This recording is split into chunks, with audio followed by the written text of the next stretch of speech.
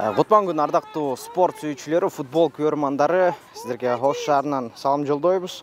Ош шаары Ахматбек Сүйүнбаев атындагы Жашыл майданда болуп өтүүчү футбол айрым бир себептерден улам азыр жасалма чөө үстүндө уланат. Демек бизде Кыргыз Республикасынын футбол боюнча кыздар арасындагы чемпионаты финалдык этап. Мында 4 команда бул бөлүккө чейин жетип келишкен. Демек финалдык этапта 4 команда айланпа системасында ойналып барышат, бири-бири менен жеке матчтарды өткөрүп, андан соң упайды көп топтогон команда чемпионаттын жеңүүчүлөрү деп табылат. Керемет беттеш алгачкы күндүн, бүгүнкү күндүн алгачкы беттешинде Ош шаарынын Каганат жана Жалал-Абадтын юность командалары, Жалал-Абад Майлуу суу жергесинен юность командалары бүгүн күч сынашуу үчүн оюн талаасында. Саналуу секундалардан соң калсын ышкырыгы жаңырышын күтүп калабыз. Ал эми ардактуу көрөрмандар, сиздерге оюндун башынан тартып, бүгүнкү оюндун командалардын курамдарын сиздерге акырындап тааныштырып баштайлы. Командалардын курамын тааныштырганга чейин бүгүнкү оюндун калыс өтүүсүнө себепчи болгон, калыс өтүүсүн көзөмөлдөгөн калыстар тобунун курамы. Башкы калыс бүгүн Вероника Бернацкая, FIFA калысы болуп саналат. Керемет. Ал эми каптал калысы Максим Акимов, дагы бир каптал калысы Жахангир Сыраджидинов. Дал ушул топ бүгүнкү калыстар тобунун курамы оюн талаасында бүт баарын көзөмөлдөөгө аракет жасашат. Алгачкы Каганат командасынан стандарттык абал, дарбазага карай багытталган сокку жана гол. Эмне деген соккуну аткарууда Каганат командасынын 4-катар сандагы оюнчусу Айтурган Курманбекова. Керемет. Дээрлик жарым оюндун жарым бөлүгүнөн узатылган сокку дарбазага таамай багытталган жана дарбазачынын катачылыгы деп айтабызбы, Айтор эсеп сандарын алгачкылардан болуп Каганат командасы ачып олтурат. Жооп голдор болобу юность командасынан жаштык, демек Майлуу суу жергеси жаштык командасынын оюнуна дагы назар салабыз. Командалар курамы анда эмесе. Каганат командасында 12-номурда Айдай Кангелдиева, 4-чү Айтурган Курманбекова, жогорудагы голдун автору. Керемет узатылган сокку менен командасына гол алып келип олтурат. Ал эми 9-чу Дилназ Жеңишбек кызы, 14-чү Каныкей Салиева, 17-чү Айжан Адылбек кызы, 8-чү Влада Шарипова, 10-чү Аида Исканова, Аделия Акматбекова, 11-чү, 3-чү Карина Костюк, 19-чү Кристина Костюк, бир туугандар, 18-чү Фатима Тургунбаева, 6-чы Гүлнур Касымжанова, 22-чы Акылай Азимова жана 1-чи Зухра Исакова. Ал эми Мээрим Гапырова, 13-чү Сезим Кубанычбекова 20-чы болуп Каганат командасынын курамында. Ал эми Каганат командасынын машыктыруучусу Диана Черепанова. Капталсыздан кошуу бар Канат командасы үчүн. Oyuncular oyunga толук даярдыгын көрүп болгон соң капталсыздан узатып берүүнү аткарат, тереңге карай көтөрүү коргоочулар. Кайтарышууда алдын көздөй узатып тээп жиберилген сокку. Бирок топко биринчи болуп Канаттын оюнчулары чыгышкан. Тагы бир чабуул жаратуу аракеттери Канат командасынан.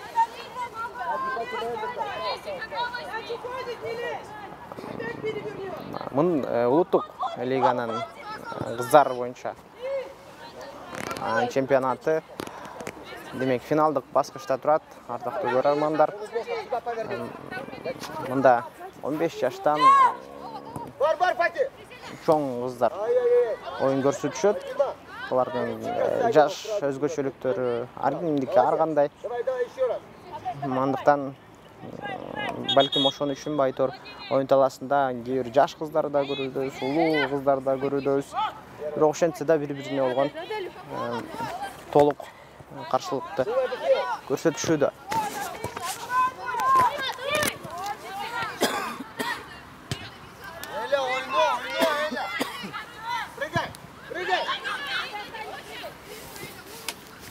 Топ үчүн күрөш. Мыкты алдын көздөй тээп жиберүү.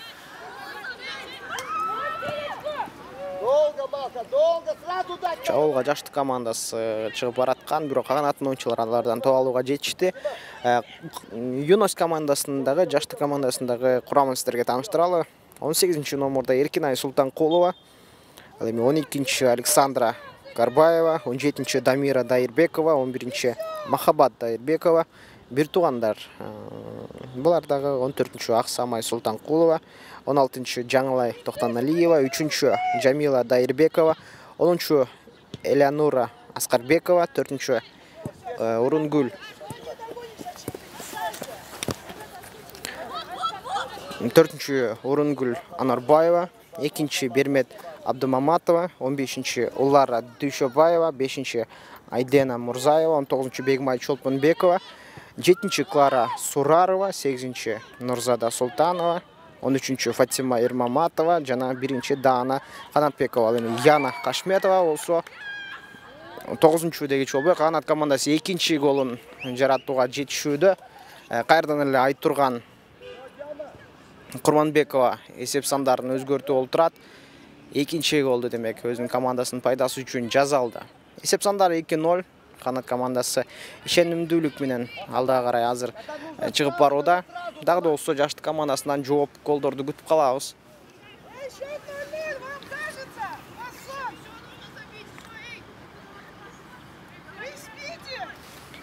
Канат командасынын оюну айрыкча Ош шаарында кыздар арасында футболго аябагандай басым жасалып, өнүгүү жолунда деп айтсам болот.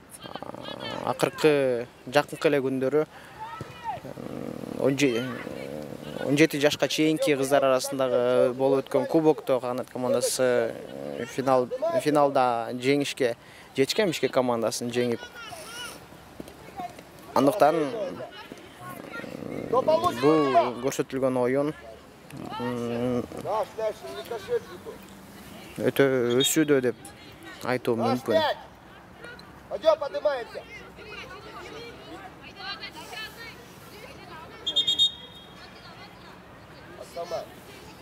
Там ждать надо, Нурзада.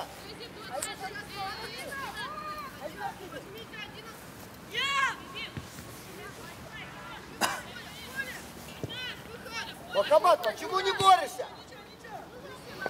Каталсыздан кош берүү менен чабуулду улантып көрөт. Юность командасы деги чолбой топ жоготуу, кайрадан дарбызадан баштоо мүмкүн.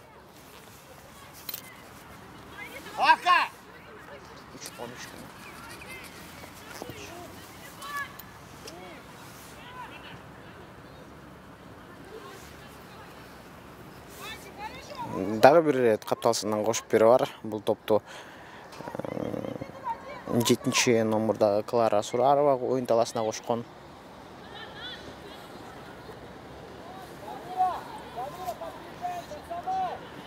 Чабуулга демек акырындап чыга баштады Юность командасынын футболчылары демек жооп голдор жаратуудан алыс эмес.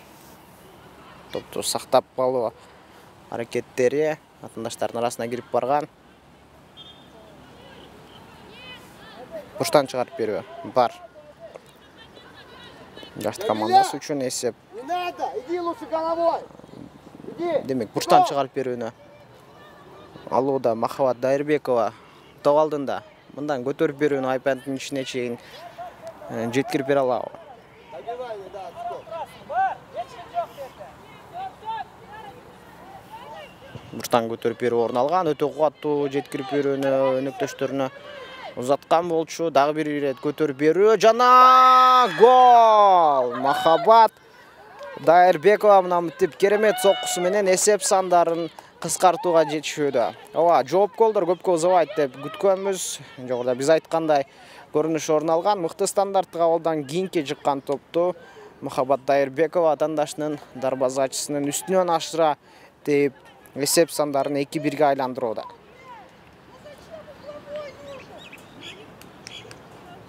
Демек, борбордон баштап, эми болсо ак кийимчен канат командасы үчүн арналат. Айтурган Курманбекова чалга карай чыгып барат оң канаттан. Костюк топту жоготкон эле. Маха не против. Напрягай. Тоочун күрөш уланууда.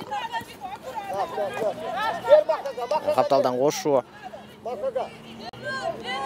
жашт командасында калат. Иди, Маха. Ози. Останови. Останови. Почему не попадаешь? Отвали. Спокойно. Кто с мячом? Останови. Бетман. Спокойно. Вот кто-то.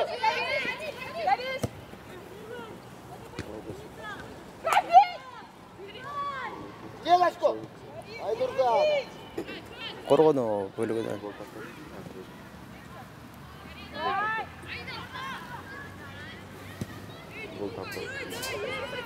Ну все, дышим, спокойно. Там.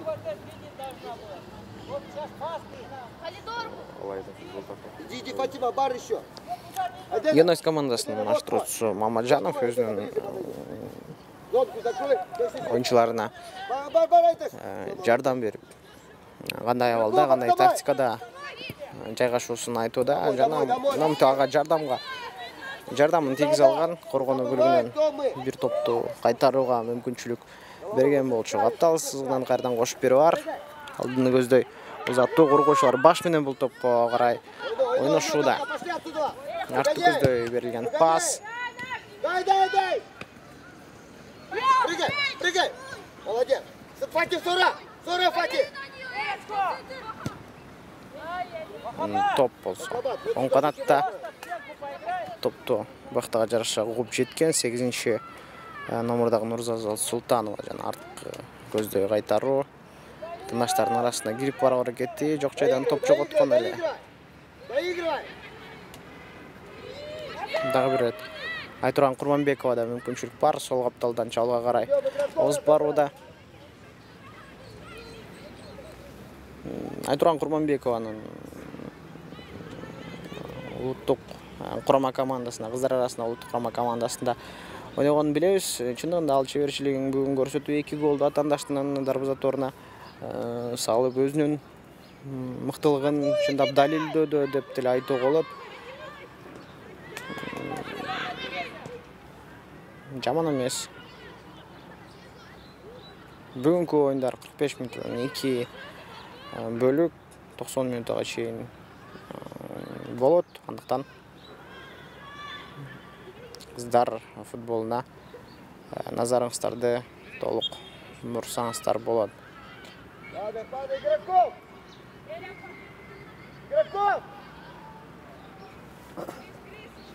Еще, давай. Смотри за меня, спина. Помогите за Сиди, меня. выше, поднимайся. В середину, иди чуть-чуть в середину. Вот сейчас, здесь. Да. О, пошли назад.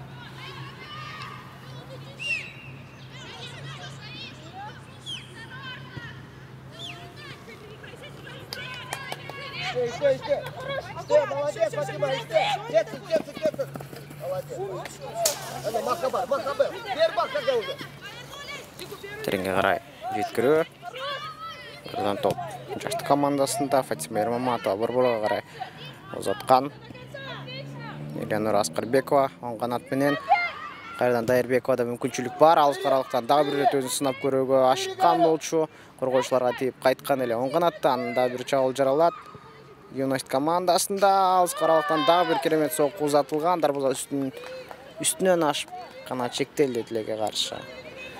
Бұға чейін қанат командасының дарбозатшысы Мерім Ғапырованың дарбоза торына дал ушундай ыкма менен гол жаратууга ээ болушкан болчу. Жашты командасынын оюнчулары Махабат Дайырбекованын керемет соккусу дарбозачынын үстүнөн ашып өтүп мыкты голго күбө болгонбуз. Эсеп сандары 2-1 канат командасы дагы да гол салды да, бирок жаштыктын дагы бир эсеп саны теңдүү болгон голун күтөбүз. Бул тайпалык этап айланпа системасында ар бир жеңиш маанилүү. Андыктан жамдашы керек. Ар бир мүмкүнчүлүктү голдон чыгарып жибербөөгө аракеттениши жакшы. Аксамай, туда иди тоже в кучу.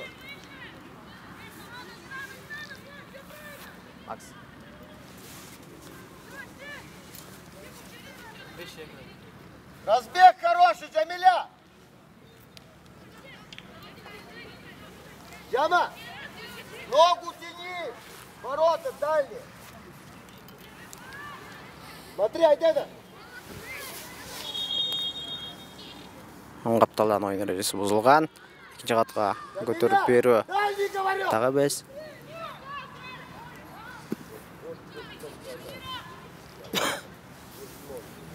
Мерим Ғапырова дарбозаны баштоо мүмкүнчүлүгүн өнөктөштөрүнө калтырат. Жана тереңге карай борбордук бөлүккө карай таштап берүү. Чагылчылар топту сактап калган жок. Экинчи кабат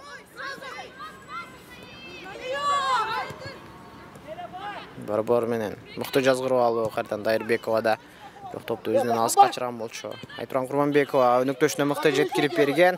Жана топ үчүн күрөш уланат. Топту сактап калуу кайрадан мүмкүнчүлүк бар. Канат командасынын оюнчуларына Айтуран Курманбекова топтун багытын сол капталга бурган болчу. Костюк кайрадан Курманбекова атандаштардын арасына кирип барууда майнап чыккан жок. 4 атандаштын арасына кирип барууда топту жоготкон. Топ үчүн күрөш. Выгибай, почему молчишь? Выгибай! Останови мяч! Маха! Видела, что теряешь, сразу опасно. Я тебе чего здесь перед игрой говорю? Играй для команды. Центральные защитники, иди наоборот, вы! Да не выходи! Забрали платки. Иди! Куда да подхвати? Давид, выйди! Муштан чыгарып берүү. Влада Шерипова алат.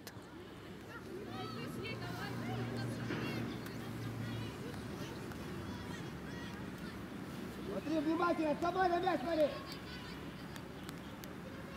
Шарипованын көтөрүүсү коргоочулардан ашкан жок, бирок ошентсе да чабуулду уланттуу зарыл. Коргоочулар мыкты топту кайрадан чыгарып кетишүүдө. Дайырбекова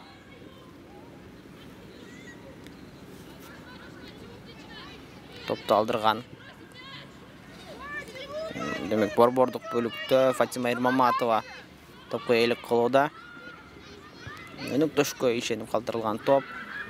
Катачылык, каршы чабуул канат командасынын пайдасы үчүн жаралышы керек. Айтурган Курманбекова топту аягына чейин сактап калган жок. Ага 7-чи катар сандагы Клара Сурарова каршылыгын көрсөтүп топту оюн таласынын сыртына чыгарып жиберүүдө. Вон там, в краю, ну она уже забегает, ну дай сразу этот мяч туда. Че тормозишь? Че тормозишь, говорю? На нее!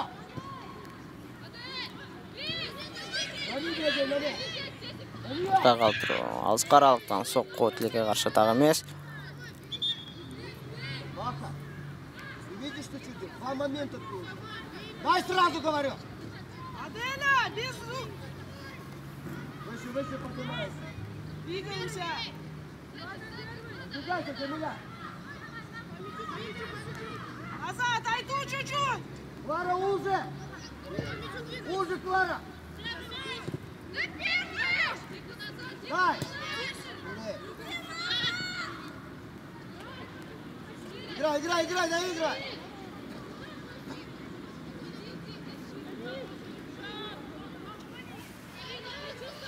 Ой, это вас ходит, да там?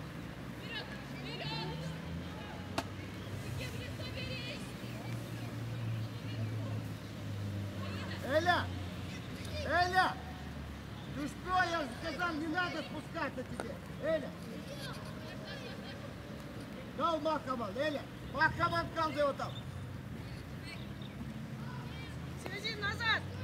Съездим. Назад. Товарищ судья! Товарищ судья!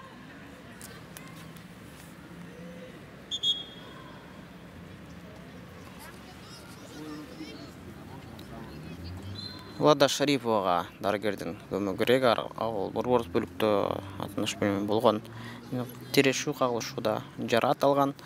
Мындан тезинен ага жардам көрсөтүү зарыл.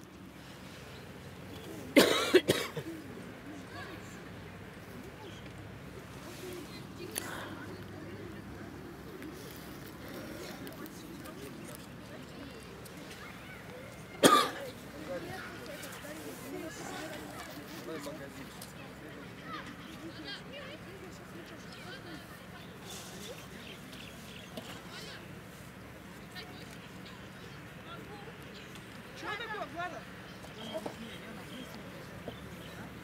Айту! Центр!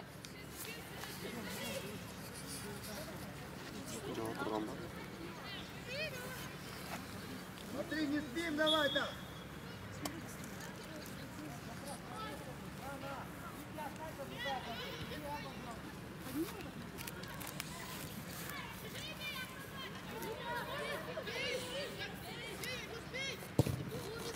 Лови, лови! Первый мяч, Аксамай! Ойно топка! Вверх сразу! Побегание! Не торопись! Туран Курбанбекова оң канат кайрадан борбордон топту өзүнө алган. Отлично, сильно! Та бир оңго жеткирип берүү, топту кууп жетүү мүмкүн болгон жок тилекке каршы. Кидай, говорю! Можно войти! Товарищ судья, можно? Не глядя, не судью, собака. Не забей. 30-номурдагы Канат командасынын оюнчусу. Протоколдо көрсөтүлгөн эмес. Сохрани его! Сохрани! Да, за голову, Эля! Это очень за грош. голову! Жестче ногу ставь! Долго думаете! Поджимай! Артқы бөлүк. Уже! Вот, хорошо, скинь! Вот! Өтө жакын каралган. Футболчулар бири-бирине пас узаткан жагдайда топту жоготушкан. Тройте, вперед!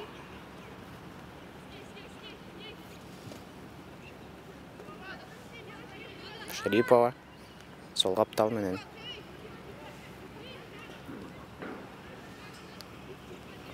кайрадан 7-номурдагы Клара Сурарова мынтип атаандаштарын сол капталдан кирип берүүсүнө эч кандай мүмкүнчүлүк бербей көрүүдө.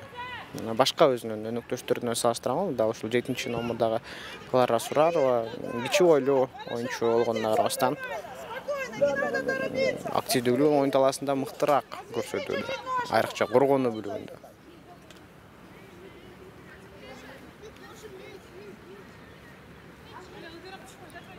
Эля, за голову закиньте пас, а? Вот, играй! За голову! Почему не ждешь, Макар? Дайырбекова түшкөн топ. Мыкты подкат менен Шире! кайтарууга жетишкен Карина Костюк. Пойдем, пойдем, Кайрадан Карина Костюк Фатима, кал, Фатима! коргонуу бөлүгүндө. Спасибо, подача болот, прострел болот.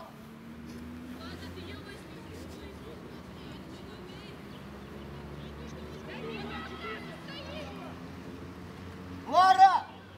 Лара! Зачем ноги отрывать?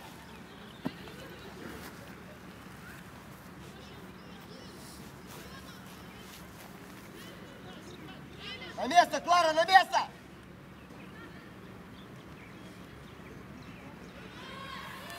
Сохрани, сохрани, Нурзада!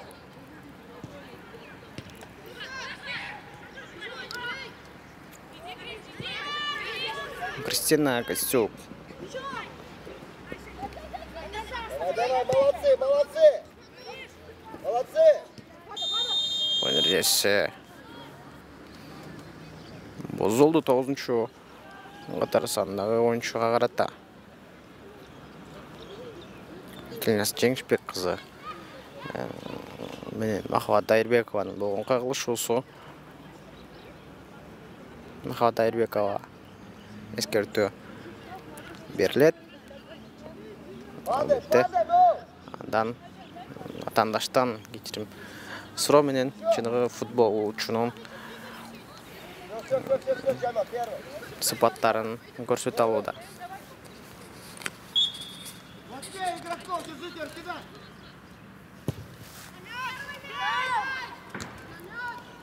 Теринге өтөрү. Махаббат Дайырбековада топ. Карина Костюк. Сол каптал.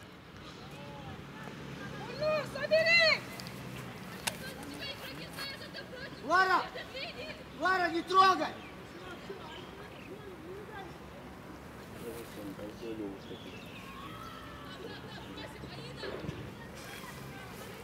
Быстрее на место, Аркинай!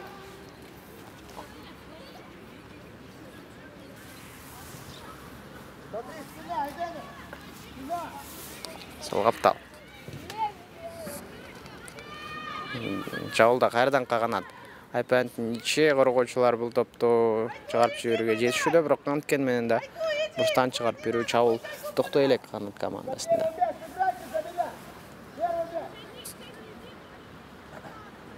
Бул жолку чыгарып берүүнү алуу үчүн Айтурган Курманбекова топ алдына барган.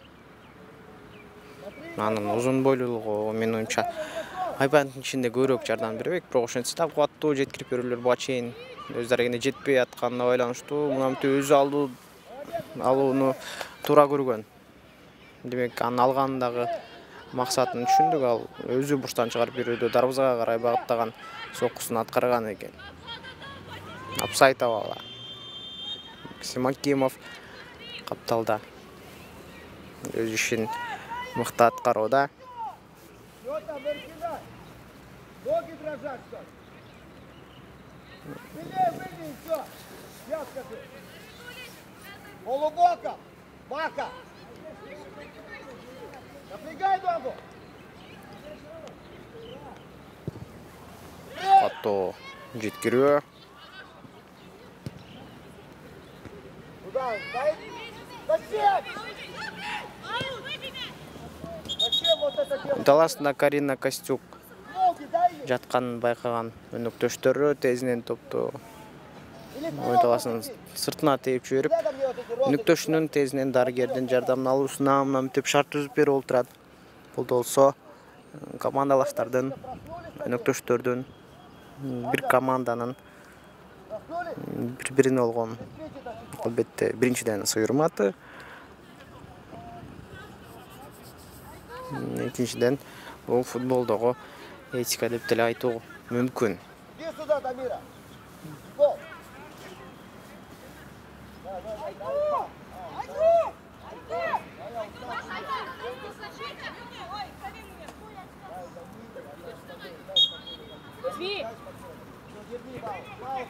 Фаул, Фэнди, говорю! Фейерплей что такое не знает.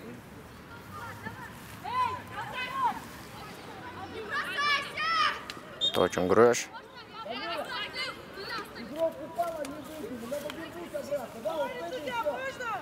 Стандарттык абал бар Канат командасы үчүн өтө ыңгайлуу жайдан.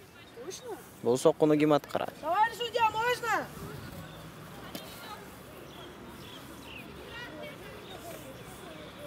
Албетте.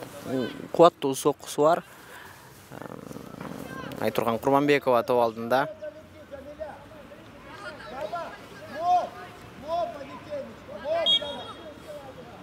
Касына ышкырга жаңырган. Экинчи кабатка көтөрүп берүү менен чабуул уланган болчу. Жакшы мүмкүнчүлүк канат командасында бар эле. Коргоочулар катыйып чыккан топ. Бурчтан чыгарып берүүгө кайрадан алып келүүдө. Дагы бир ирет бурчтан көтөрүп берүү. Влада Шарипова.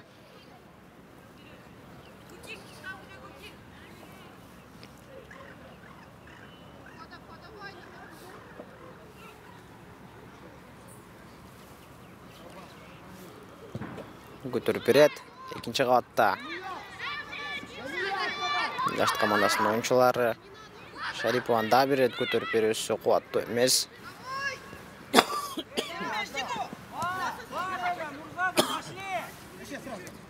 Солдон топ үчүн күрөш.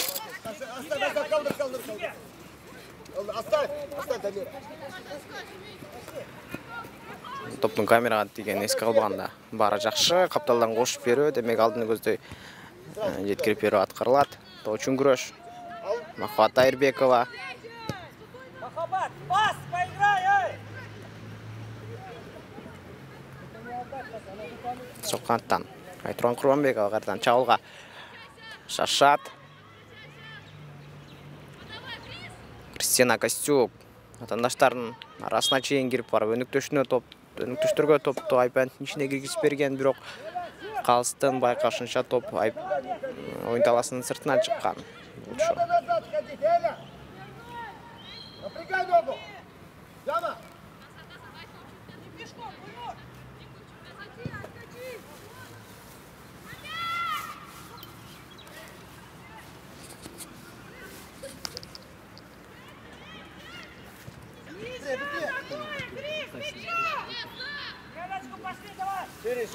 Жашт командасынын чабуулу Махабат Айырбекова узатылган пас, топту кууп жетүү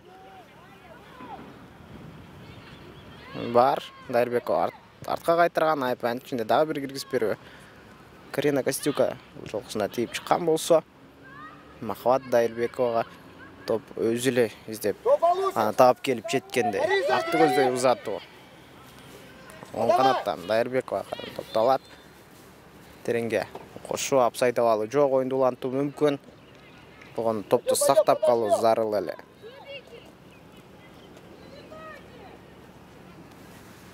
Эля, шире! Фатима, шире!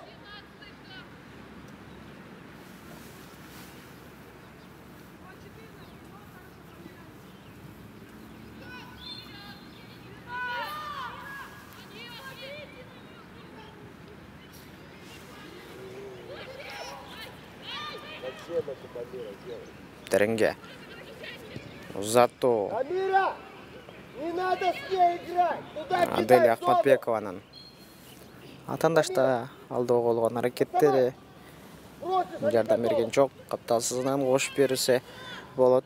Канат командасынын оюнчулары.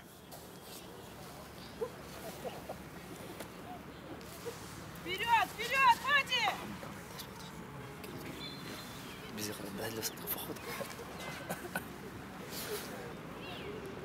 Каптал Кристина Костюк.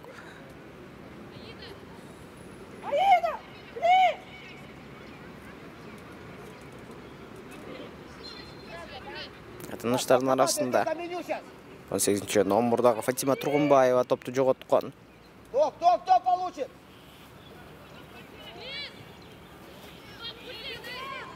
Эля, сорвайся, топта! Это Мира уже второй раз! Влада Шарипова демек топту өзүнө алууда. Ишенимдүү чалга карай чыгып барат. Эки атандаштын курчоосунда калган соң өнөктөшкө берүүгө аргасыз эле экинчи кабат менен көтөрүп берүү. Аделия Ахматбекова адашпасак. Эля, никого нету! Сыграйте пас! Попроси! Арткы бөлүк Жилназ Жеңишбек кызы Оргон өлгөндө топту угуп жеткен. Бір менен узатуу. Гүлнур Касымжанова оңго карай берилген пас.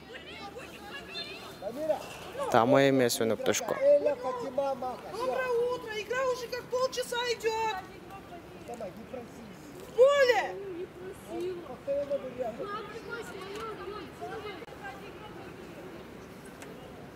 Пусть поговорим. Еще раз. Значит, полубоком. Фатима, полубоком. Развернись вот так. Вот, Аида, вот, Аида. Ты тоже ближе играй. Еще раз аут. Все, спокойно, разведи обстановку, нормально все. На голову по тебе. Давай, прыгай. Это очень грош. Гүлнур Курманжановага тийип чыккан топ. Далеко за шею. Полубоком. Все, Борис, Эля. Курманжанова баш менен кайтырган. Лада Шарипова. Ончу Фатибар. Махват Дайырбекова да топ. Атандашты жаздырып алуу бул жолу да Второй раз на подкате тебя ловит. пайдасыз айтырган. Курманбекова демек чабуулда. Мыкты борбор менен кесип берүү Аделя Ахматбекова. Вот так просто кинь и все. Куаттуу пасты кооп жете алган жок. Айтурган Курманбекованын бул аралыктан соккусун өзү деле аткарса болчудай. Себеби дарбаза чоң. Буга чейин жада калса мындан да алысыраак аралыктан айыптоон дарбазага карай багыттап эсеп сандарын өзгөртүп кое алган. Албетте өнөктөштүн да гол жаратуусуна эсепчү болгусу келди окшойт. Бирок ал чабуулу жокко чыккан болчу.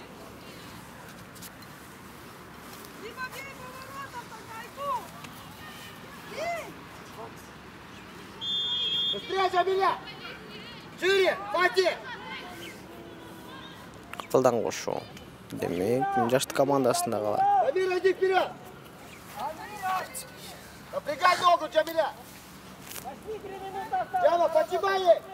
Давай, Айыптоо. Куаттуу соккусу көрсөтүүдө жашты командасынын окуучулары. Жамиля Дайырбекованын команда капитанынын көтөрүп берүүсү айпанттын ичине мыкты кирип барган. Сокку жолдо өтө ыңгайлуу болчу, бирок канат командасынын оюнчуларына караганда жашты командасында кичи ойлуу оюнчулар көп болгондугу үчүн экинчи кабатта иш анчейин жүрүшпөдү. Аделя Ахматбекова топту телеге каршы чабуулду жыйынтыгына чыгара алган жок. Она еле как на ногах стоит. Вот так, не могли попасть сразу. Смотри.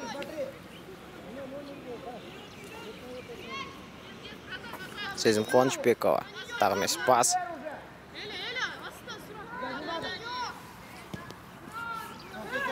Иди. Каршы чабуулда демек жашты командасы. Бар! Сезим Кубанычбекова борбор менен Аделя Ахматбековага берилген пас. Ахматбекова Встречай, кто? сол капталга карай жүктөп берет. Кристина Костюк Эля с мячом, ты бежишь туда, ну с краю убеги. топту кууп жетүүдө. С краю бежать надо, Маха. А не вперед. Бирок ойын эрежеси бузулду. Давай. Кристина Костюк атандашты гол менен токтоткондугу үчүн дагы 7-чи номердагы жашты командасынын оюнчусу Клара Сураровага каршы гол менен ойногондугу үчүн калсын ышкырга чаңырган. Вероника Бернацкая айып топту бул рет жашты командасына калтырган эле. Юность командасы. Шире, Фатима, шире. Оң канат. Махабат Дайырбекова. Кубаттуу соккуну жолдойт. Дагы бир сокку, керемет. Гол бу жок, дарбаза артына Подготовиться, өткөн. Бир аз шашылып кетти. Чындыгында шашпастан алыскы бурчту мээлеп Смотри, разыграй, Фатима, гора. жолдого дагы убакыт бар эле. Самай, первый. Самай, сразу. Атандаштар каршылыгын Ойно, көрсөтүлөт. топко. Лада Шарипова эки атандаштын арасында калууда, демек андан Падай. Жарат алган.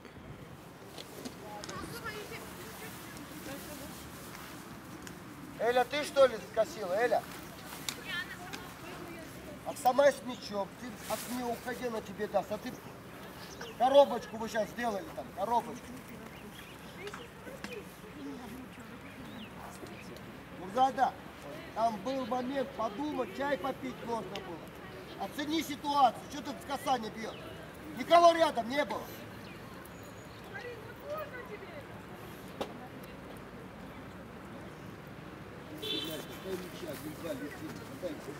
Есть, ничего, стратегии, что ли, аналитики.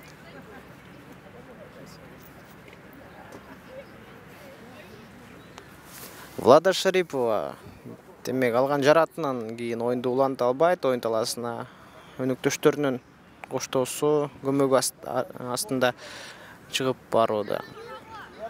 Влада Шарипова борбордук бөлүктөн канат командасынын оюнун жакшы эле жүргүзүп жаткан. Анын жоктугу азыр оюн талаасында сезилет, байкалат болушу керек. Пока. Оп, пока, работай, пошли! Оңонат. Мыкты жазгыруу. Чалга карай Гүлнур Касымжанова топту атындаштарга тарттырган. Долго не держи! Тоочун күрөш.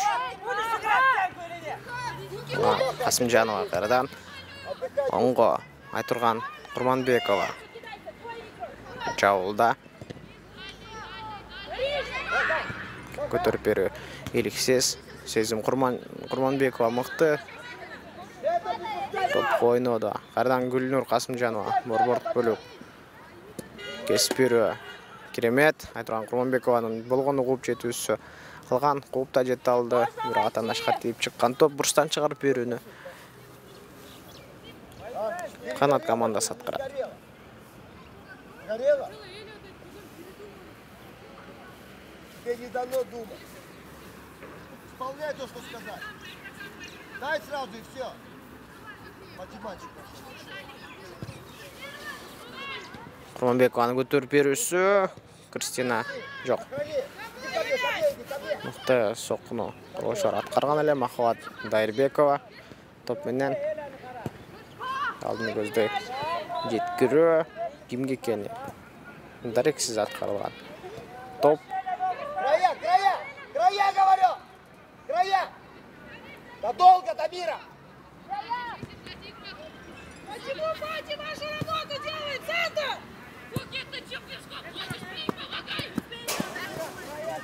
Чалгатта Стоишь же вот там в краю, ну как это? Курманбекова топту кууп жетүүгө болгон аракетин жасаган, бирок албетте топ андан Мака, она одна! ылдам Эля, давай там бы!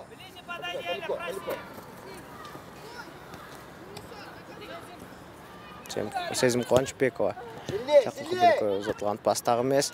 Кайрадан Кубанычбекова алдыны көздөй. Молодец! Эля, ойной, Эля! Молодец, молодец, Эля! Мүмкүнчүлүк бар. Махабат Дайырбекова солго топтун багытын бурууда. Фатима Эрмаматова топту сактап калган жок. Махабат! Мурзади, дай сразу! Касание, Маха! Касание! Махабат! Ооба. Смотри, наряд, вставай! Оп! Сиздерге юность жаштык командасынын маштуруусу Мамаджановдун өзүнүн футболчуларына болгон кеңештери угулган болушу керек. Себеби бизге жакын бөлүктө болгондуктан анын катуу кыйгырыктары жакшы эле угулуп жатат. Слышь меня? Капталсыздын кошу дал ушул Мамаджанов Далее отстучи сразу, или кинь зонку, все. юность командасынын маштуруучусу өздөрү көргөндөй болгон кеңештерин айтып, оюн тактикасын өзгөртүү киргизүүдө.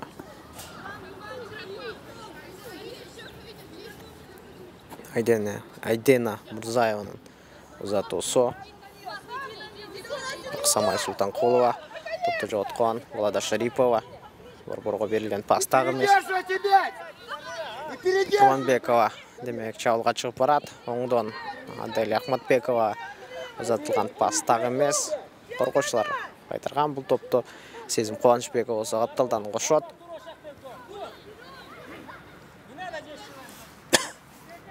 Далее Ахматбекова. Оңдон. Айпанттың ішіне. Дарбызатшы бұл рет өз жайында.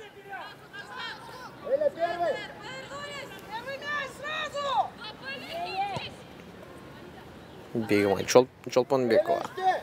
Дарбызатшы.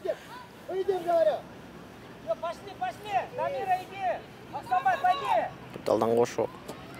Давай, поджимаем, защита. Макс.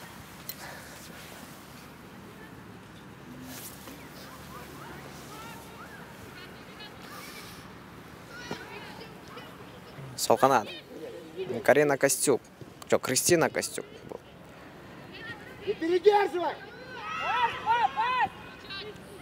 Солға керемет жеткірі тілеге қаршы тағы емес. Өнер Қасымжанова бұл топты алған. Дильназ Жеңішбек қызы.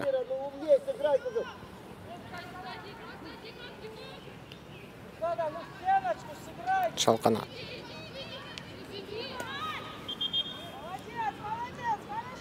Фатима Тұрғынбаева топты жоғалтқан. Я попросил туда кидать. Можно это, как до этого ты играла на других играх. Что ты придумываешь мне?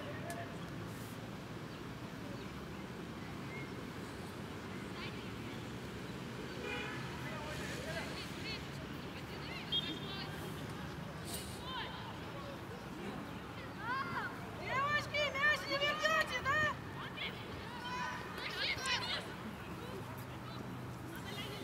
Кристина Костюк қанат командасын жаратты алдында, бірақ топты жоғалту орын алуда. Точин күреш. Тұрғынбаева топты жоғалтқан. Жашты командасын қараған Чалуда, Айырбекова, Махаббат. Үшіне алдыны көзді. Пойдем, управляй. Пошли Ұлдан все. пас. Қорғаушыларда. Жашты командасының ойыншыларына ойынды улантуысына мүмкіншілік қалдырышқан жоқ. Қорғаушыларға тиіп шыққан Пойдем топ. быстрее, алло. 2 минуты. Аксамай! Аксамай! На ближнюю штангу встань! На ближнюю, на Ұштан чарап беріп первую! орынға. Все! Аксамай! Айдена, будешь бить? Эля, сразу бьем! Стандартты қабал.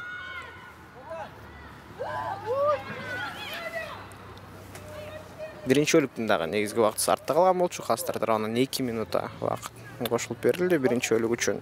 Қошып берілген уақыт Дамира! албетте. Дамира, здесь, все! Айғанда манили ойындарда, манили учурларда командаларға жардамға келет.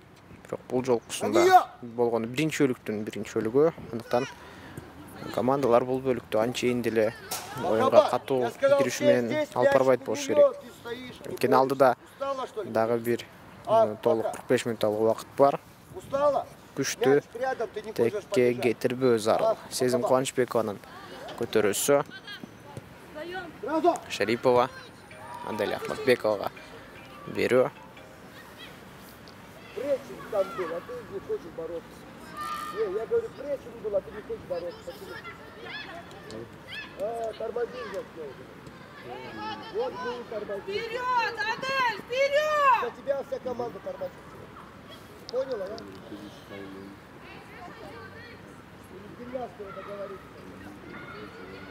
Вот как. Штрафную, Адель, штрафную, брать!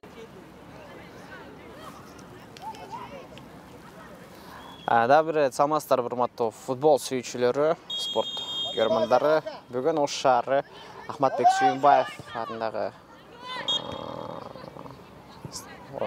Жашыл майдандың жасалма жүйесінде өтіп жатқан қыздар арасындағы ұлттық лиганың финалдық этабы. Тағыраға 4 команда Жалабат, Қағанат, Алға, Бишкек командаларының ортасында тайпалық финалдық этап, тайпалық системадағы финалдық этап деп айтуға болады. Командалар бір-бірімен айланпа формада ойын өткөрүшүп көбүрөөк упай чогулткан команда жеңүүчү деп табылат. Алгачкы беттеш Каган жана Жалал Абаддын Юность командалары ортосунда өтүүдө. Оюндун экинчи бөлүгү командалар биринчи бөлүктө 2-1 эсеби менен Каган командасы алдыда болуп жыйынтыкташкан. Андыктан Подачу можно было сделать, а почему не дала? Андыктан экинчи бөлүк үчүн күрөштү кайрадан улантышат. Сиздерге Кыргыз Спорт ТВ каналы аркылуу бул беттешти чагылдырып берүүдөбүз. Жалпыңыздарга экинчи бөлүк үчүн дагы көңүлдүү оюн каалап кетебиз. Маша, иди работай! Пойдем. Капырованын топту айпанттын сыртка каттоо чыгарып жиберген соккусу орун алды. Гол вдвоем, троем, возьмите ее. Кыздар арасындагы футбол.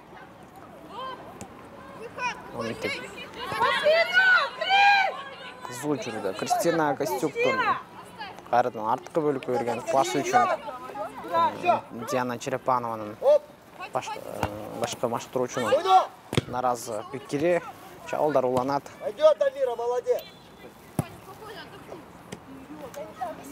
Боля только. Сокунат. Тронбаева капталдан узатып берүү. Кристина Костюка тейип чыккан топ.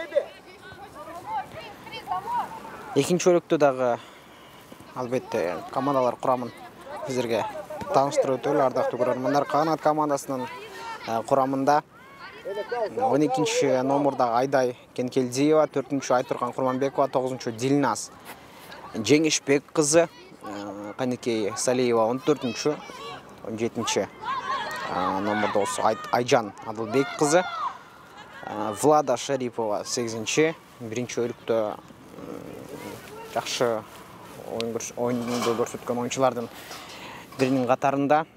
10-нчу Аида Исканова, 11-нчи Аделия Ахматбекова, 3-нчү Карина Костюк, будет бороться за мяч? Кристина Костюк болсо анын бир тууганы эгизи 19-нчу номурда, 18-нчи Фатима Тургунбаева, 6-нчы Гүлнүр Касымжанова, 22-нчи Акылай Аземова, 1-нчи Зухра Исакова, 13-нчү Мейрим Гапырова дарбазачы жана 20-нчы Сезим Кубанычбекова.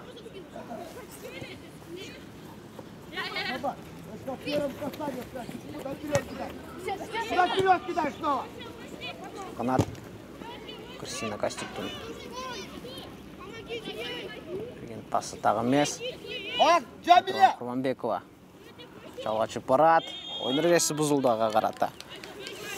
Оюндун биринчи бөлүгүндө дал ушул Каган командасынын 2 голун жараткан оюнчу да дал ушул Айтурган Курманбекова болгон. Демек айыптоо Каган командасы үчүн ыйгарылат. Бул аралыктан Айтурган Курманбекованын соккусу дарбызга карай багытталат болушу керек, себеби жарым оюн таласынын жарымынан буга чейин биринчи голдун автору болуп саналган. Да бир куаттуу соккуну андан көрөбүз. Башкы калыс Вероника Вернадскаянын шкырыгы жаңырган. Куаттуу сокку, дарбызадан дагы ушу өтүүдө. Куаттуу сокку. Бакаба. Тилекке каршы дарбызага тамай болгон жок.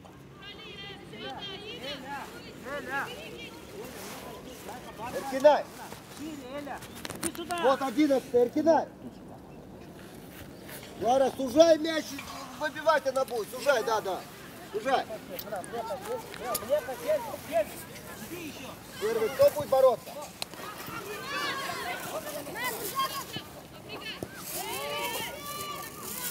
Вот, Эля, играй. Молодец, Амира. Очень күрөш. Оюнчулар чыгарып жетишүүдө.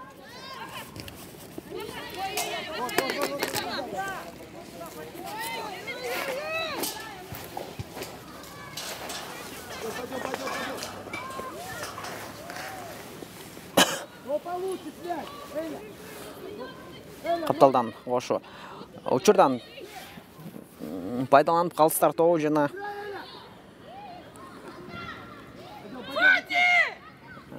жаштык юность командасындагы курамын тааныштыралы тезинен. Калыстар тобунун курамында башкы калыс Вероника Бернацкая, каптал калысы Максим Акимов, экинчи каптал калысы Жахангир Сыражидзеновдор.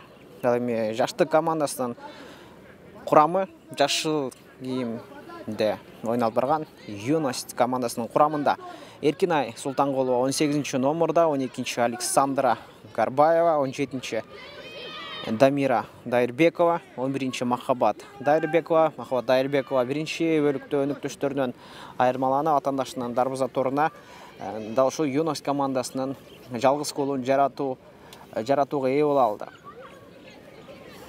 Канындагы ойну өзгөчө жүрүүдө. Алдыда дагы атандашынын дарбаза гол жаратууга мүмкүнчүлүк ала алат.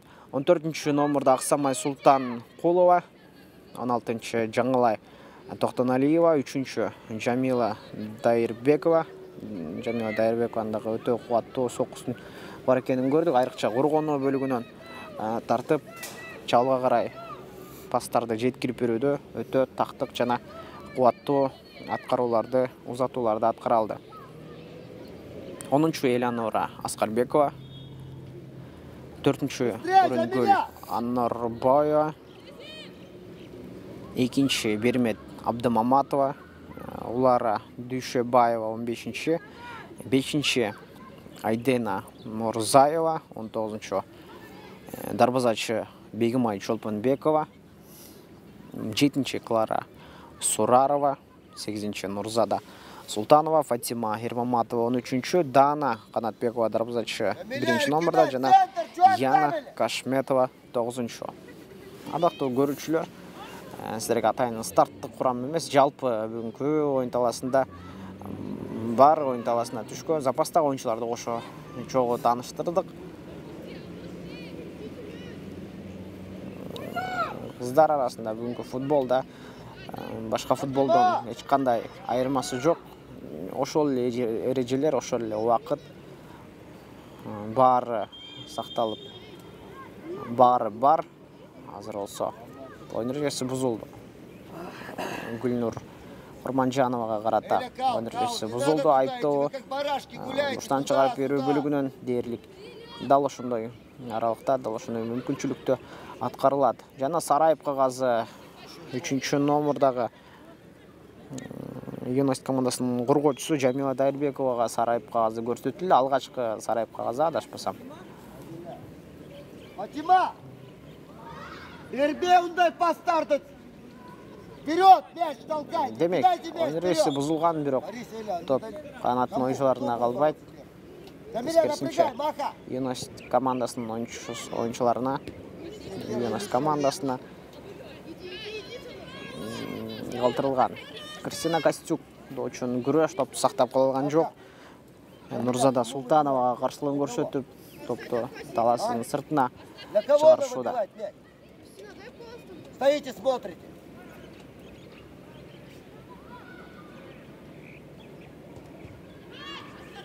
Играй!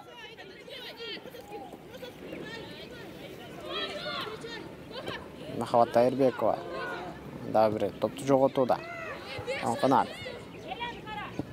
Канатка керемет узатуу, топту кууп жете алабы. Коргоочулар биринчи болуп жеткен. Карина Костюк атандашынын эки бутунун арасынан алып топту алган, бирок комбинацияны улантып кетүүдөгү болгон пасы так эмес. Бүгүн бир эле юность канат командасынын футболчулары эле эмес, алардын машыктыруучулар ортосунда дагы чоң тирешүү болууда. Футболдо албетте машыктыруучулардан салымы, машыктыруучулардын ролу көбүрөөк, чоңураак жана жоопкерчиликтүүрөөк. Арткөлүк Сезим Кубанычбекова алдын көздөй. Кооптуу оюн, Бар, Эля. Алыс ышқырған жаңартқан жоқ бұл рет.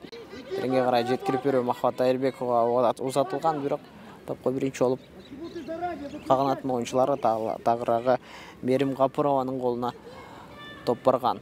Ғапырованың алдыңғы бөлігі ұзатылсы.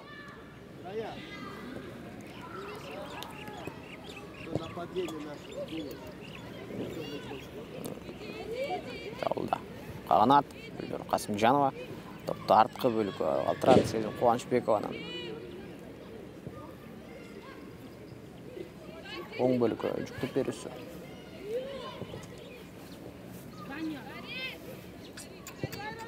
Эля. Бер. Дурдада, ты в офсайд уже забежал. Это раз бей, чтобы Эля. Ну вы тормозите, девочки.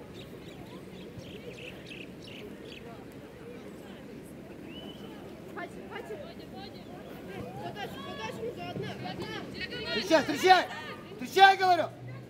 Нагостюк. Оставь, Глара!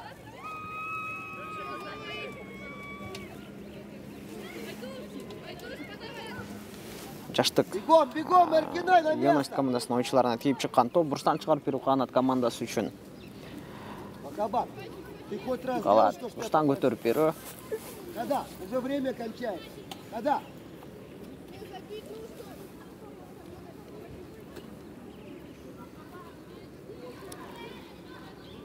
Финалдық бөлігі ардақты көрермандар. Бегемай на место, смотри! 4 мықты командалар шығып келген. Жалпы турнирдің башында 7 команда болған болшы дерлік есептеп келгенде әрбір областан командалар шығыш керек, бірақ Баткен, Нарын, Талас областарынан командалар шықпағандығы үшін командалар бұл жолқысында азырақ. Алар Бишкек шарындағы 2 команда, башқа аймақтардағы, башқа областардағы 2 командалар шыққандығы үшін 7 команда бақтаға жарыша толықталуды алды да дағы қыздар арасында футбол мындан да өнігөт деген ишеніштейбіз. Алардың дағы чемпионат қадимкелі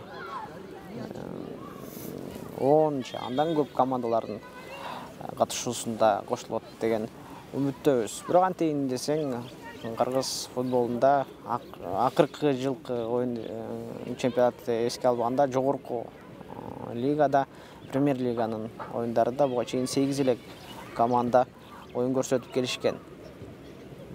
Аны еске алғанда азыр қыздардың арасында 7 команда болғандығы бұл нормалды өле көрініш. Премьер лиганың бақтаға жарыша 10 командаға чейін көтерілі алды. Жаңы ғана қосылған Талант жана Нұрбаткен дебют.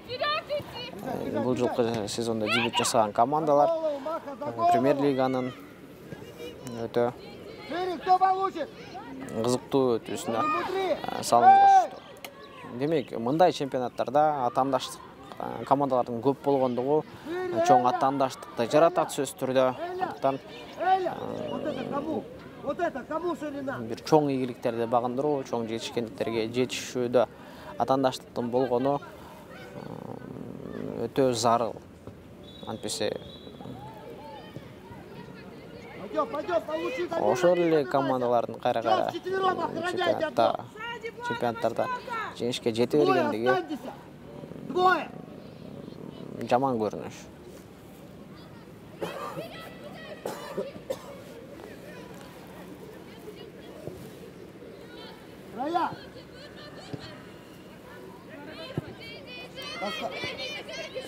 Қыздар арасында чемпионат Қырғызстанда көп жылдан бері өткөрүлүп кетет. Официалдуу түрдө эмес болсо да, мурда 2005 жылдан бери қыздар арасындагы ачык чемпионаттар оранып келет, бирок акыркы расмий түрдө қыздар арасында футбол ассоциациясынан түзүлгөнүнө көп деле убакыт болгон жок, 5 жыл убакыт гана болгон. 2017-жылы түзүлгөн Соң футбол ассоциациясы. Демек, кыздардын футболуна кайрадан көңүл буруу күчөгөн.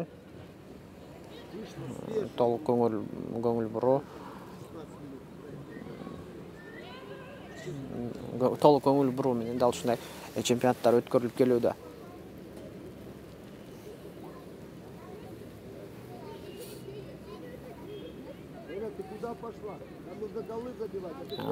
Кыздардын футболго болгон каалоосун көтөрүү, футболго болгон кызыгуусун өрчүтүү максатында жерлерде ар кандай футбол фестивалдары уюштурулуп келет. Албетте, ал дагы футболчуларды тартууда, кызыктырууда, спортчуларды оюнга тартууда жагымдуу жана өтө бир жыйынтыктуу көрүнүш деп айтуу мүмкүн. Махабат Айырбекованын оң канатка узатып берүүсү аткарылды. Эсеп сандары бизде дагы да болсо 2-1.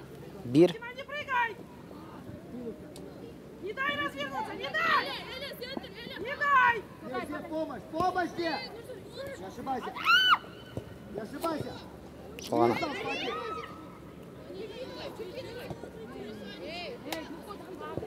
Рудан кесип Адалия Ахматбековага берилген пас дагы эмес. Забыла! Первый! Прыгай, парень! Да! Конечно, работай! Пока не ждем! Идеально, бар!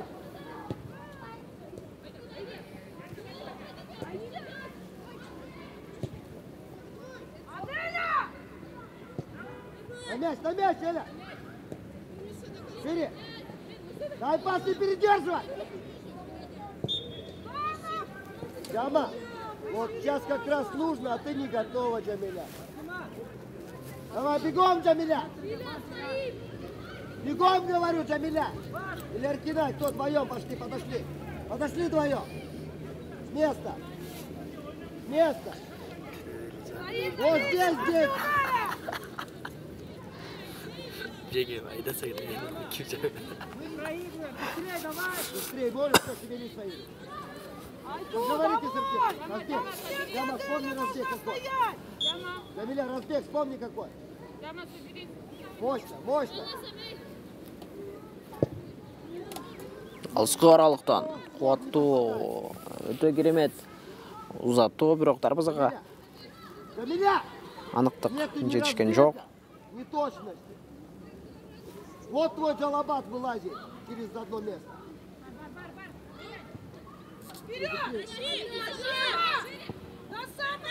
Быстрее, Клара. Давай думать ей.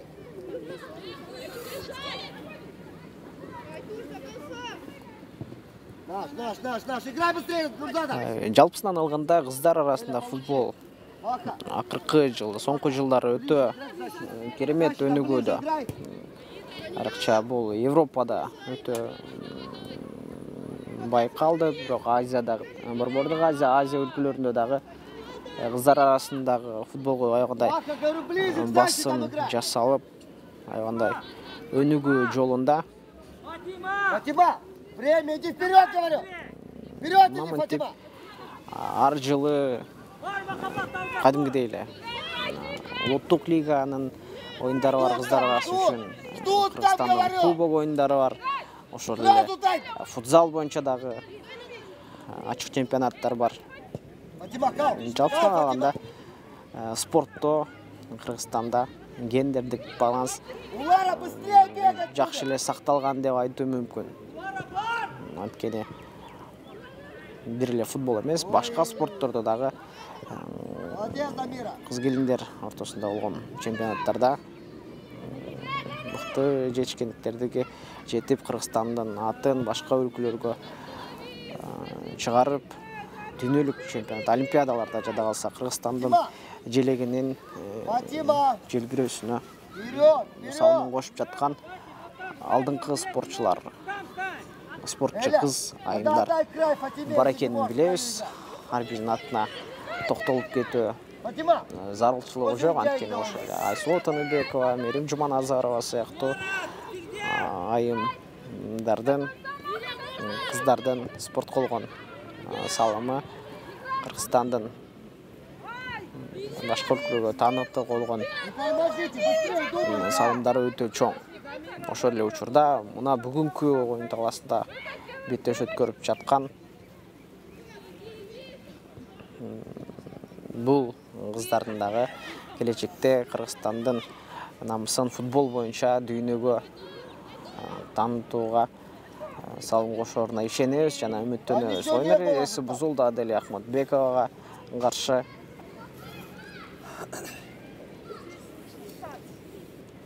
Улара! Айыптоо демек дал ошол бөлүктөн ыйгарылат.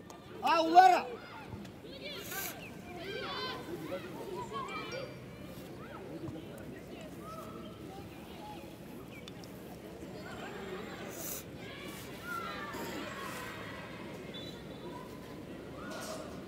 Эркина, смотри на мяч! Топ алдында Влада Шарипова. Джамиля, где ты?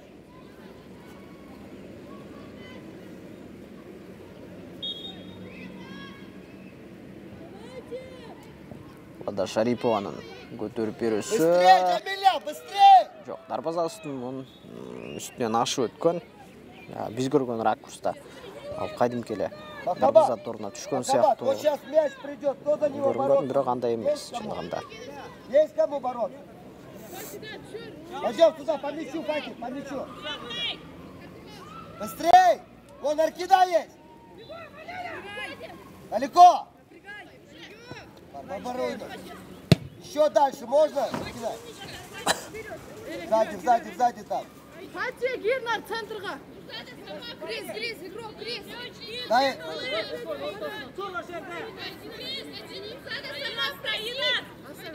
Куда пока она не докинет. Вперед по линии кидай. Ну еще раз повтори. Пошли, двигайся выше. Выше поднимай, ребят.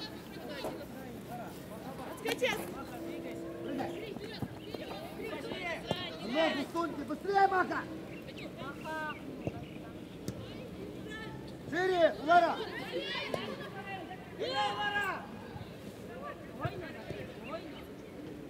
Точно күрөш. Помоги ей, Мака! Солана.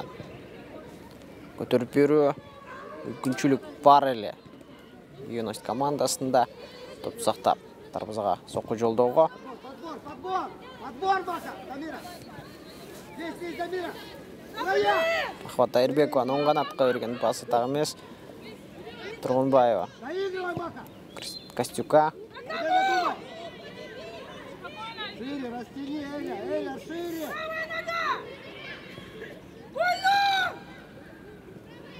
Диана Черепанованын кыркырыгы андай өктөм чыккан.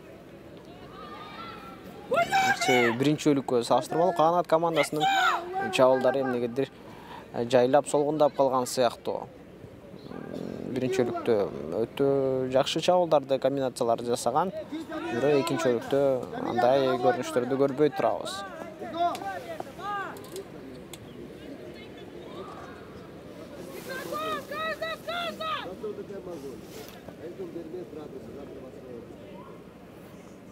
Игроков берем, на мяч смотрим!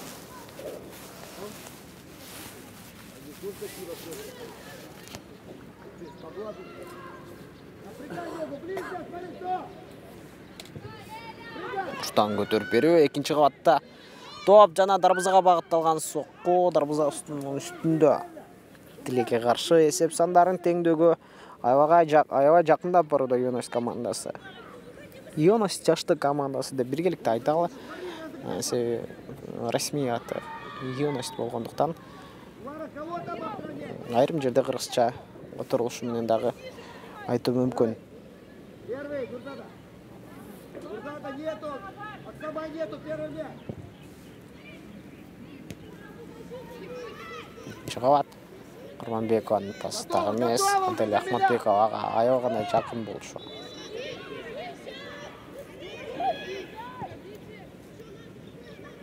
Джамиля, что тормозишь? А, Джамиля!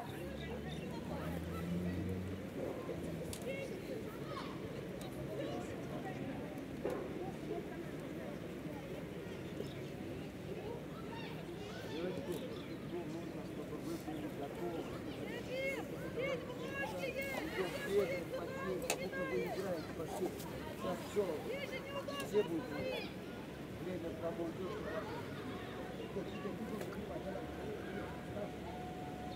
Екінші қабат.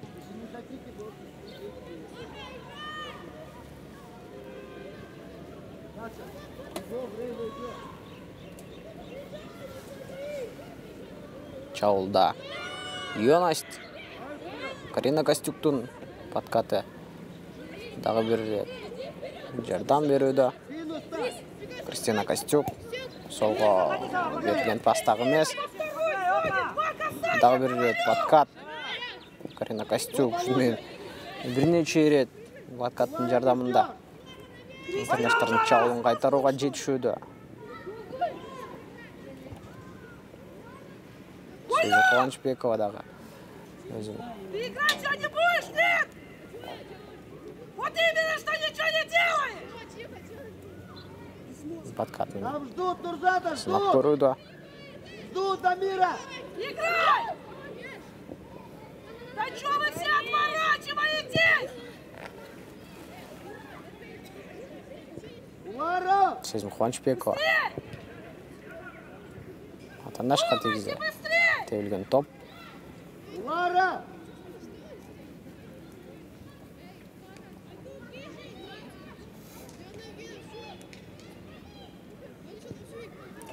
Лада Шарипова. Алдын көзді қардан жүктеп беру. Қорғаушылар башменен ойнап келеді. Адель Ахматбекова оң қанаттан Чаулда айпанттың ішіне кіргізу. Дарбызатшы сұрылып шыққан. Дарбызатшымен болған қағылышу. Қасына шықырғы тезінен жаңыруда жана дарыгер керек. Айтұрған Құрманбекова менен болған қағылышу. Тағыра қағанат командасының Чаул тұсы менен Юность командасының Дарбызатшысының болған қағылышу. Соға Бегімай Чолпенбекова азыр жарат менен жатат.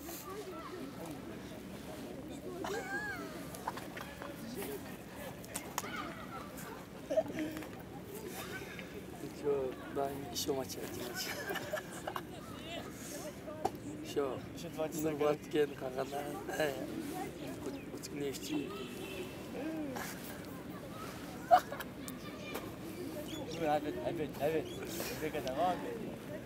Оп. Амиля! Замена нужна? Ну, манысатан астыраз бұқайды.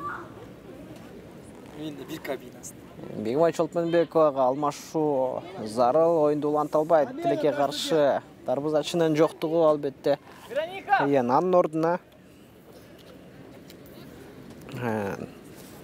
Дана Қанатбекова ойын таласына түшет.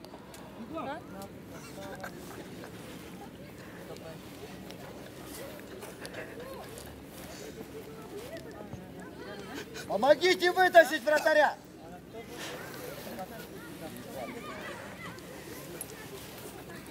Демек, Бегімай Чолпенбекованың жарат қорқыныштуу емес деген ойдоз, бирок қорқыныштуу емес болгондо ага алмашынын зарылдыгы жок эле. Дана Қанатбекова, Дарбызатчы Юность командасынан Дарбызат торун ишенимдүү коргоочунун оюн талаасына кирүүгө даярданууда. Бул ортодо болсо Канат командасынын оюнчулары Бегом забегай, время, быстрее скажи, давай. Назад, отскочили! Четко позиция! Аха! Время кончается, давай что-нибудь делайте. Нурзада, забудь свой футзал, кидай туда. Не тормози, короче, по-русски говоря.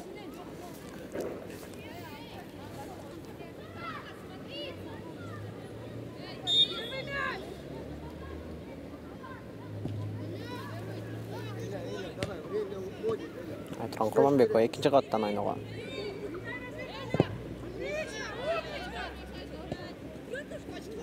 Фатима, күтпейсің топты. Сол қапталға қошу. Бұрбұрдан чалуланады. Мұқты. Он қапталға ертерек беріші керек. Кечіккен. Анықтан топ жоғытты. Махаббат Дайырбекова. Топты төшіне алған соң, бірақ топты өзінен алыс қачырған болды шо. Ғанат. Тимир Мекбаева. Давай, давай, Маша, работай. Быстрее, ближе. Ермаматова интерестер. Перекрывай. Карина Костюктың берген пасы өте қуатты. Жадағасы өніктөштер бұл топты тоқтатудан тартынышқан. Солдан. Такие передачи нельзя отдавать! Айду, опускайся ниже. Твоя помощь нужна. Давай, давай, давай!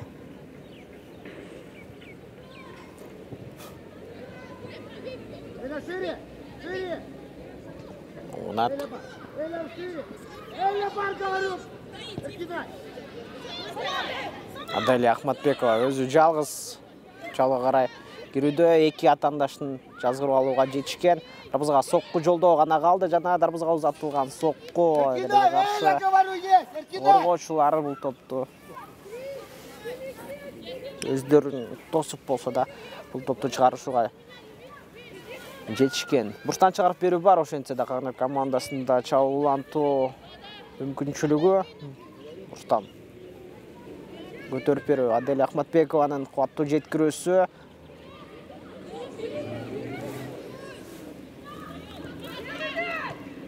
Махаббат Дайырбекова оң қапталға қорғауыны бөлігінде жалғыз қорғаушы алған, андықтан жамдашы керек жауылды жаратуға. Карина Костюк бір ишенімділік менен бұл топты шығарып жіберуге шашуда. Жана бұл үшін команда маштырушысы Диана Черепанованың мақтосына дағы тату олтырады. Кристина Костюк атачылық чауланады. Жана дарбазаға соққы жолдошу керек, бірақ қорғаушылар тезінен бұл топты шығарышуда. Махаббат Дайырбекова да топ соққысын асқарақтан жолдыған, қорғаушыларға тиіп шыққан топ. Кристина Костюкта бұл топты ойын жарма баянтынан тезірек шығарып жіберуге қызықтар.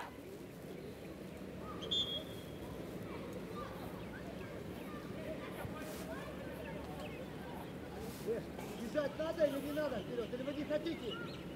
Что боитесь? Вара. Вара. Дику, Дику, вставай, молодец! Давай, давай!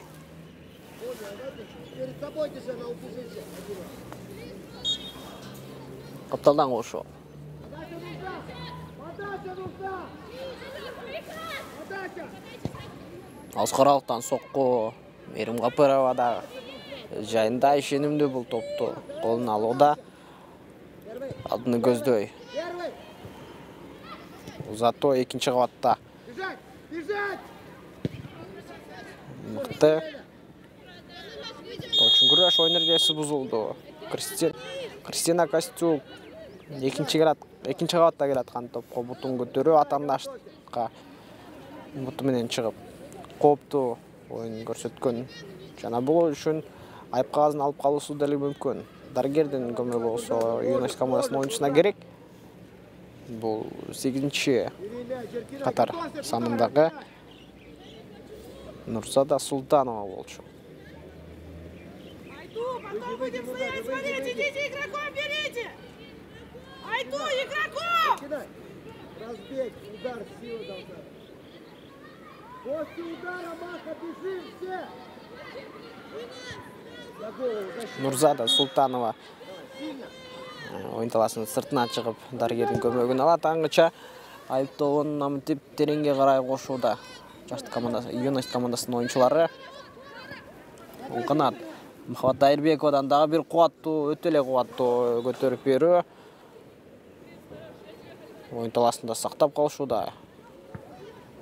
Ойыншылар. Гүлнұр Құрманжанова алдын өзді.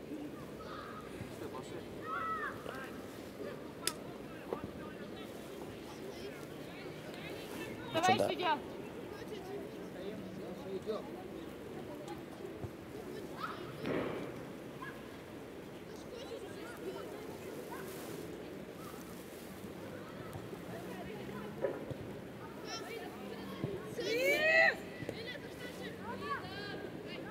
уже! Канат. Опять не водись, Клара! Нурзада Султанбекова. Султанова. Не тормози! Пас. Дай, подавай, вон туда, сильно Голюк. подай. Султанова. Терге қарай көтеріп беру. Дарбызачы бұл ретті. Дарбазасынан сұрылып шығып атандаштың жауылын қайтаруға жетішуді. Первый! Первый! Хорош!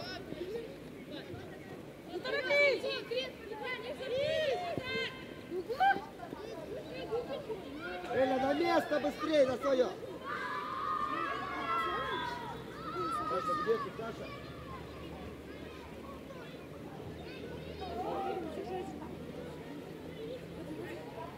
Фатима, хоть раз поворотом ударь сегодня. Ни одного удара.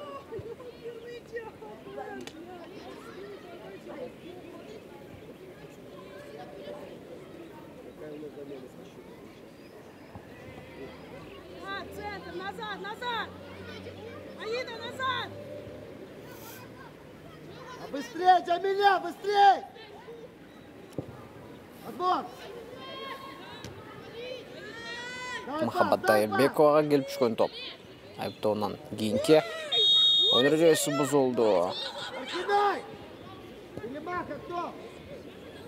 Маха или Аркидай? Махаббат Дайырбекова мектеп командасының пайдасы үшін айып топты.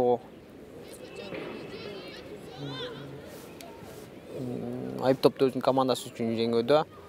Топ алдында 18-ші номердағы До этого не получилось. Ну-ка давай. Эркинай Султанқолова. Маха! После удара! Олар алтан дарбазаға соққы жолдап көруге әрекет қылып көруге. Асқы аралықтан Эй, красавец! соққы, бирок бұл соққыдан майнап шыққан жоқ. Зачем тогда приехали сюда, я не знаю. Целого Бишкекова ехали. Первый! Играй! Молодец, Ваня.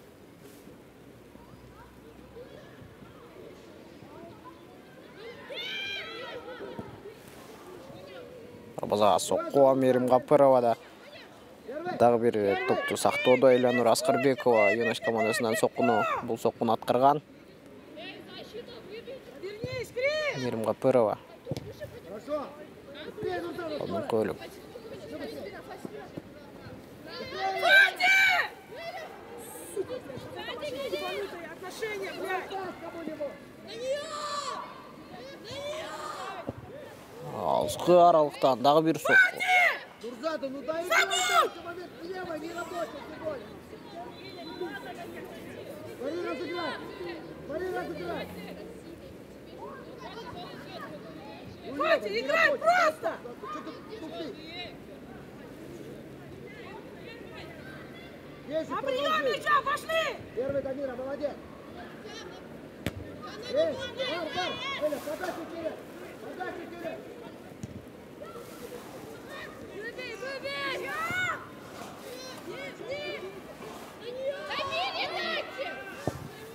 Алысқы аралықтан дағы бір керемет соққы атқарылған. Мерим Ғапырованың начынығы сейфті көре алды. Ал үшін командалаш өнөктөштөрү агаразчылыгындагы тезинен билдирип жетишүүдө кийинки чагыл жаргалып кеткенге чейин. Бул топту алыскы аралыктан 8-чи номердагы Нурзада Султанова өтө керемет чеберчиликте аткарган. Эсеп сандарын теңдүүгө аягына жакындап барышууда Юнаш командасы. Сразу вперед! Выбейте мяч! Дильназ, третий номер! Дильназ! Дильназ! Эля, посмелей! Экинчи кабатка көтөрүү Мерим Ғапырова кайтарган. Дарбазага сокку жолдоо зарыл тезинен бирок коргоочулар топту биринчилерден болуп оюн талашынын сыртына чыгарып жиберүүдө. Аделя Ахматбекова топту атандаштан ашырып таштап өтөт жана топту кууп жетүүгө да жетишүүдө. Сол канатка жеткирип берүү Айтурган Курманбекова. Стой! Сокку жолдого камынган жана сол бут менен узатылган сокку мыкты сейф. Жаңгана оюн талашына түшкөн Дана Канатбековадан. Что там было, Улара? Өтө керемет. Дана Канатбекова экинчи бөлүктө жаңгана оюн талашына түшкөнүнө карабастан дарбазачылык милдетти өтө так ишенимдүүлүк менен аткарууда. Жакынкы бурчту толук көзөмөлүнө алып турган.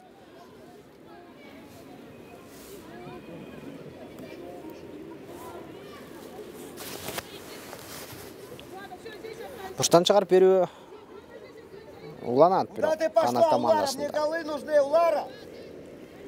Замени тебя. А судья, время. Аделя Ахматбекованың көтерісі. Прости, кто? Қорғаушылар Нет, қайтарышқан болчу. дай! Қаршы Чаул. Ықшам Чаул жарату мүмкіншілігі бар. Алдыға қарай жүктеп беру. Бирок Карина Костюктун бутына келіп түшуді бұл топ. Ой, ну а то отстояли, что ты задницу ставишь. Аделя Ахматбекова. Стоит, Топ менен Фати. Сезім Қуанышбекова. Алдын көздөй Атран Құрманбекова. Екінші қабатта Султанова. Нұрзада Султанова. Топқа жетішуді. Гүлнұр Құрманжанова. Аз қаралықтан соққысын ұзатады. Бирок дарбызаға тағы емес. Анна, быстрей! Дарбызаға ұзату атқарылды. Өніктішкі жеткіріп беру атқарылды. Айтор Дай ей! Көтен. Все, играй! мақсатсыз қалғандай. А иди дальше еще, эй! Дальше иди, кидай! Кто мешает? Вер! Нұрзада Султанова. Атандашын жазғырып алып топты сақтап қалған. Махаббат Дайырбекова алдыны көздөй.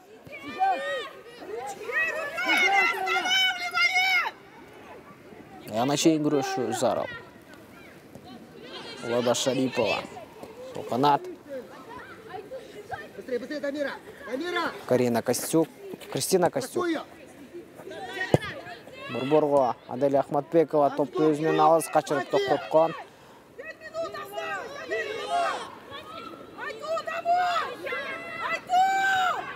Карина Костюктың бұл жол құпаткатта жардамын берген жоқ. Чаул қайрадан. Улануда. Нұрзада Султанова. То үшін күреш. Быстрее, Клара! Эй, что тормозите?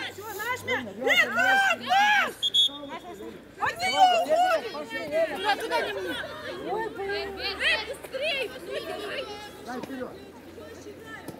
Вперед! Сильно, дайте вперед, делайте. Кристина Костюк. Здесь вперед Агмес, Махаббат Дайырбекова. Оңға.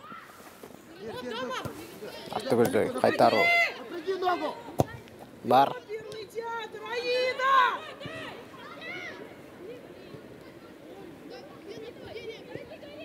Сол қанат. Пойдем, Маха, ждем!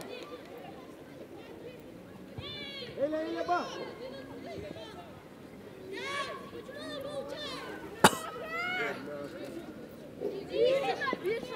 Ты молодец, Эля, молодец! Все, еще Эля, играй! Солға. Кристина Костюк. Жалға қарай шығып барады. Пас дай! Ойын таласынан сырқырат шығарып жіберуге жетішуді Клара Сурарова. Бұл топтың Улара! жоққа шығышына себепші болды. Она забегает, и все! Улара! Игра заканчивается уже!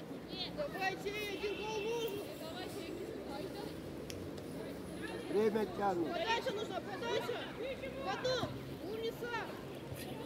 Мықты Чаул жана есеп сандарын өзгөртүү мүмкүнчүлүгү тилекке каршы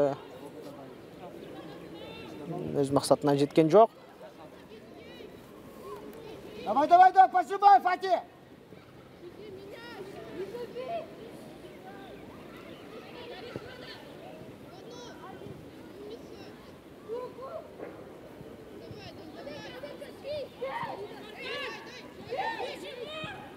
Атран Құрманбекова. Асқы аралықтан да бір соққы Клара Сурарова.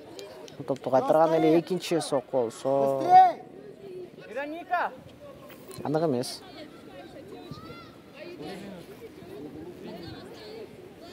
Быстрей! Ойындың екінші бөлігіндегі негізгі минутасы артта қалды, ардақты көрермендер. 2 минута уақыт Давай, кидай, қосылып берілді екінші бөлік үшін. Топ ойна. Ойна топ ойна. Сразу, Клара. Ой, Клара.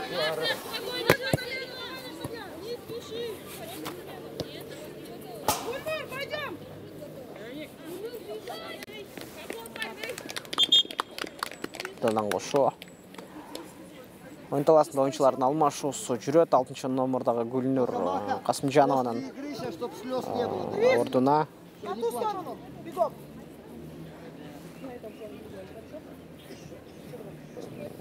12-ші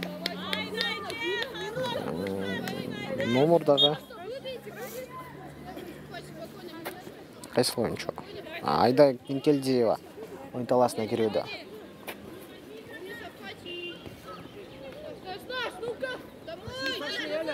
Поработайте минутку, Эля, поработайте. Отбор где? Клара Сурарова. Оттуда дай, Дана, быстрее. Тиіп шыққан Дай топ. мяч. Ну, дай нам бас.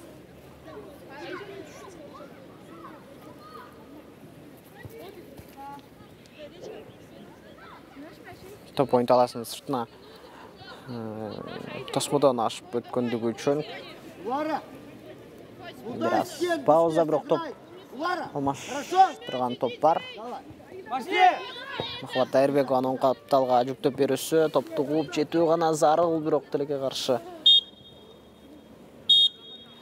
Жана бүгінгі беттешті соңына жетті.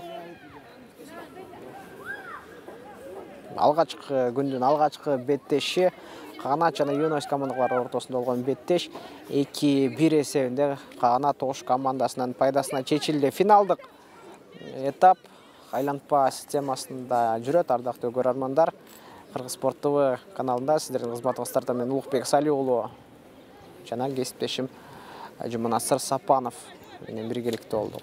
Кийинки оюндардағы сіздерге чагылдырып берүүгө аракет жасайбыз. Биз менен болуңуздар.